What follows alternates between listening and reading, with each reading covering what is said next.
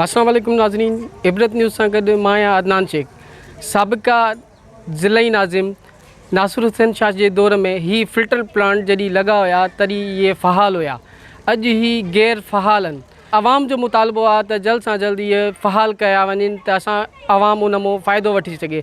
अचो त आवाम जी राय वठूं था। इन ते आवाम जी राय छा आहे?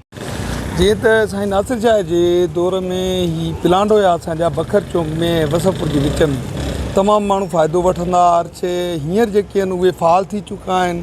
असां साईं नासिर शाह, साईं कुमेल शाह ऐं मेयर साहब खे अर्ज़ा कयूं त ही जल्द को जल्द बहाल कया वञनि, जीअं आवाम जेको आहे हिननि मां फ़ाइदो वठी चुकी। जेके वाटर प्लांट इंस्टॉल किया विया हुआ कंहिं दौर में, अॼु उहे नाकारा लॻा पिया आहिनि, उहे फंक्शनिंग न आहिनि हिन वक़्तु।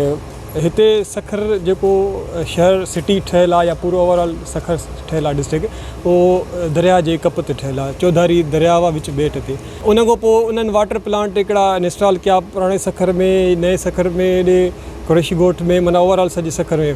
पर उहे इंस्टॉल त थिया, महीने ॾेढ खां पोइ उन में का मेंटेनेंस जो सिलसिलो न हलियो, मेंटेन न थिया पिया। आवाम उन मां को बि कंहिं बि क़िस्म जो फ़ाइदो अॼु ताईं कोन वरितो। जी, इहे हुया आवाम जा तासुरात। तव्हां ॿुधिया। ॿेहर सखर खे आवाम अपील थी करे त इहे जेके वाटर प्लांट आहिनि इहो जल्द सां जल्द स्टार्ट कया वञनि त इन मां आवाम फ़ाइदो वठी सघे। जी।